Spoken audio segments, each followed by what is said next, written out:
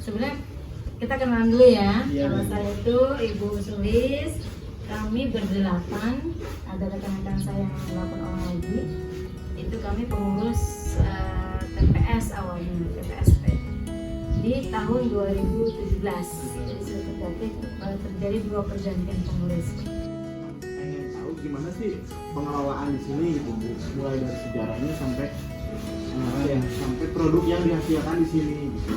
Mungkin itu sih yang pengen kita cari tahu di sini. Jadi apa nih? Kalau di depan memang kalian bisa baca kampung ramah lingkungannya. Tapi sebenarnya ini kampung ramah lingkungan ini ada 4 organisasi tempat manajemen yang ada di dalam sini. Tapi kita di situ makanya nggak TPST-nya, atau nggak KWT-nya, atau nggak Podakannya, kita gabung dalam satu nama ini kampung ramah lingkungan. Karena kalau dipecah-pecah kita ada 5 organisasi yang terlibat di dalam sini. Berarti inisiator pertamanya itu siapa? TPST, muaranya dari tempat sampah. Di mana cara penanganan sampah di Mutiara Bogor ini yang bisa dilakukan oleh dinas. Gitu. Kita minta bantuan gimana cara menanggulangi sampah ini. Kata dinas, di sana punya lahan enggak? Ya. Ada lahan kosong dari developer sekitar 400 meter, cukup kalau emang warga mau mengolah sampah, kita akan bangunkan. Tapi kalau warga cuma mau buang sampah, kita nggak bangunkan, karena nggak ada lahan untuk mendirikan bangunan itu. Nah, akhirnya di sini waktu itu sepakat RT/RW itu tahun 2009 itu, yaudah Pak, kita memilah aja. Jadi makanya dibangunkan di 2010 gedung ini, di ruang pilar 1 sebagai ruang kantor, office. Awal mulanya, walaupun jadi permintaan LH dalam itu mengolah itu dia nggak ngerti, karena memang nggak ada yang bisa mengawasi mereka untuk memilah, mengajarkan mereka untuk memilah. Akhirnya tahun 2016 terjadi darurat sampah. Di sini ada 5 bukit sampah. Awalnya nanti kalau kalian datang ke sini beruntung. Kalau datang ke sini tahun 2016, Anda saya bukit sampah. Beda jauh, berapa derajat sampah perubahannya. Nah, karena kita darurat sampah, kita sudah mulai bermasalah dengan sampah. Akhirnya dinas ngasih peringatan. Kalau memang nggak sanggup lagi, udah tutup aja. Ini bongkar, asap mau tarik, bongkar sampah, mesin cat, semua asap mau tarik. Tapi itu lagi tuh, kebetulan waktu itu rapat pengurus ini kan orang-orang juga ya, rapatnya di rumah. Nah setelah itu rapat pengurus yang lama intinya menyerah. Dia sudah tidak sanggup lagi menuliskan atau mengelola ini. Gimana kalau menuliskan lama nggak aja. Tapi kalau ada yang mau menggantikan kami ya silahkan. Teman-teman masuklah terjadi pergantian kepengurusan di tahun 2017 dan saya berdua bikin ada di dalamnya wanita.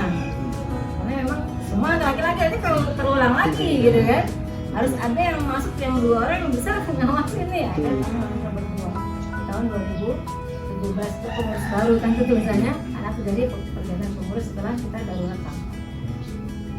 Terus terkelola karena kita benar-benar setelah kita masuk ke pengurusan, kita belajar bagaimana cara mengolah sampah di dinas. Kita belajar, kita tahu ilmunya, kita transfer ke mereka operator. Baru mulai tahun 2017 dan kita benar-benar setelah belajar, baru terjadilah yang namanya pemilahan. Kita mulai ajarkan mereka. Dari situlah sampah mereka terurus, mengatasi. Cuman di tahun 2017 itu terjadi pengurangan sampah yang signifikan. Dan tadinya kita buang ke damkar, kalau kalian sudah pada truk kuning itu, kita awalnya 18 kali sebulan itu buang ke Galuga. Kita belum Galuga kan, tempat pembuangan akhir. Itu kesana 18 bulan, 18 kamar. Setiap bulannya itu? Setiap bulan. Tapi setelah 2017, setelah sekolah, bulan menjadi 6 sampai 7 sudah mengurangi separuh. Nah, pembuangan ke Galuga gitu. Tapi di tahun 2017 ini terjadi bukan lagi darurat sampah, darurat organik. Kan yang tadi dibilang, kan sampah kan kita bilang menjadi 3 bagian. Itu ada organik, jadi ada tumpukan sampah bulan Januari, Januari gitu kan. Itu Januari nanti diayak bulan Maret, yang Maret diayak bulan Mei gitu. Dan keunggulannya ini satu adalah dia punya produk 2. Oh itu kan kompos doang. Ini 2 produknya, satu fresh maggot, satu 2 kasbot. Kasbot itu sebenarnya kompos yang dihasilkan dari hasil budidaya maggot. Sebenarnya isinya kotorannya maggot. Yang ketiga, kualitas komposnya lebih bagus. Ini jadi tidak keuntungan kalau kita pakai maggot buat menghasilkan sampah organik. Dari kompos ini otomatis kita punya produk yang namanya kompos. Ya. Dari organik biokonversi maggot, dari maggot ini kita punya jualan produk ini, fresh maggot, kasbot, maggot beku, maggot kering, pelet maggot, pupuk organik. Ini aja udah berapa produk kita jual dari sini doang. Ya, kenapa kita jualan begini-gini nih? Karena masing-masing beda penggunaannya. Nggak semua maggot itu buat lele semuanya hidup, enggak. Ada porsi-porsi tertentu kita sajikan dalam bentuk yang berbeda-beda juga, tergantung dia mau apa, buat apa ini maggotnya. Kalau buat lele ya jangan yang itu, kita kasih yang frozen. Kalau buat unggas jangan yang frozen, nggak mau, kita kasih yang di sini banyak. Nggak kelihatan produknya, tapi kalau diminta ada. Emang nggak dipajang begitu kayak di supermarket. Cuma kalau orang beli ada, karena memang hasil ada di kolam, ada di kandang kan begitu. Dan ada kalau dicari ada produknya. Cuma nggak kita pajang-pajang, kecuali ada kunjungan kita pajang tuh semua. Hanya contoh samping-samping aja. Kalau dia mau ya kita ke kandang gitu. Ini yang kita lakukan di sini. Kalau ditanya apakah bermanfaat buat lingkungan, sangat-sangat bermanfaat. Sangat. Pertama yang pasti lingkungan bersih dengan metode pengolahan sampah yang tidak ada bau. Di sini pas sampah ada 3 ton, kamu bau nggak? Kenapa nggak bau? Karena kita kirim ke maggot. Maggot itu punya enzim yang meredam bau. Sampah sebau apapun kalau sudah masuk ke maggot, hilang. Itu hebat. Makanya penanganan sampah organik terbaik adalah dengan maggot. Nah, manfaat apa lagi? 1, kita bisa menyediakan pangan yang sehat. Lingkungan ini kan sering banget, bukan sering, kebanyakan air itu yang sudah pakai pestisida lah. Di pasar, di mana aja pasti semua itu. Tapi dia dapat sayur yang sehat nggak ada, jarang. Hanya di sini. Harganya nggak jauh beda. Telur, rata-rata kan telur tuh telur kampung nih. Kalau di pasar kan belum tentu asli. Di sini sudah pasti asli.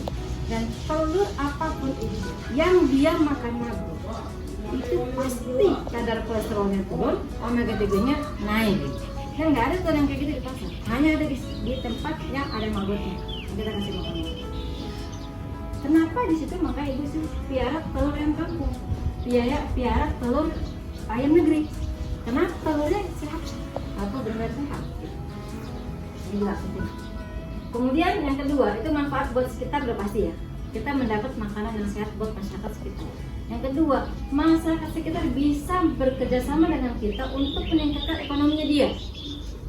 Contoh, tukang bubur, ketika dia beli telur ke pasar, 1, yang BS banyak, yang busuk banyak. Itu kan kerugian buat dia.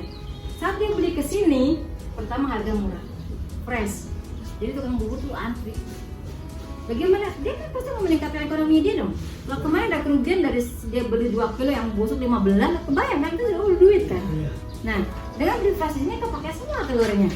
Itu kan juga satu keuntungan. Itu 1, tukang bubur diuntungkan dengan adanya kita sekitar sini. Yang kedua, masyarakat sekitar yang memang dia kebutuhan pengangguran, dia bisa ambil telur dari sini dan pakai yang besar, satu tray itu kan jadi 900 butir. Dia bisa kemas, dia bisa packing, bisa kirim ke orang. Dan ada yang melakukan itu pada sini. Berarti kan menciptakan lapangan kerja buat dia. Yang kedua, yang punya lahan nganggur dan bingung mau ngapain, karena sekolah nggak punya, tapi warisan tanah banyak, dia bisa pelajari di sini. Dia belajar lele, dia beli bibit di sini, dia beli mapel di sini, dia jual lagi lananya di sini. Itu tidak ada dua plasma yang berbeda. Betapa ini sangat bermanfaat buat